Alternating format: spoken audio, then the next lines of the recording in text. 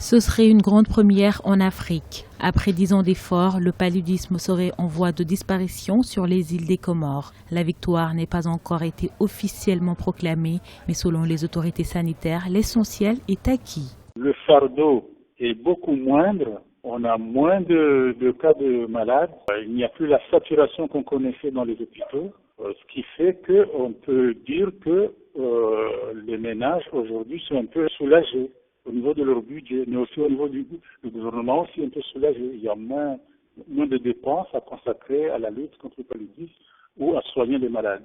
Donc je pense que sur ce plan-là, on respire un peu mieux. Lancé en 2005 grâce à un financement de 2,4 millions de dollars sur 5 ans du Fonds mondial contre le paludisme, les autorités comoriennes ont fait de leur priorité l'éradication de la maladie, notamment la prise en charge précoce des malades, la prévention chez la femme enceinte, la généralisation des moustiquaires imprégnés et la gratuité des soins. Ce qu'on a appliqué scrupuleusement les grandes stratégies majeures de lutte qui sont préconisées par l'OMS, mais en plus, le gouvernement comorien, avec la coopération chinoise, ils ont rajouté une quatrième stratégie, qui est celle de faire un traitement de masse, qui consistait donc à distribuer un médicament antipaludique au niveau de la population, ce qui a aidé considérablement à diminuer le nombre de cas. Donc, du coup, effectivement, on a vu le fardeau diminuer, le nombre de cas diminuer instantanément, et c'est ce qui fait qu'aujourd'hui, on peut dire qu'on a moins de cas. En 2010,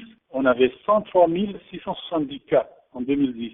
103 670, et aujourd'hui, en décembre 2015, on avait 1072 cas, ce qui est une chute considérable du nombre de cas. Les Comores étaient classés parmi les pays à transmission intense et pérenne du paludisme, avec un taux d'incidence de 120 sur 1000 jusqu'en 2004. 10 ans plus tard, le taux de mortalité frôle la barre des 0%. Une satisfaction pour les presque 800 000 habitants des Comores en attendant la certification de cette victoire par l'Organisation mondiale de la santé.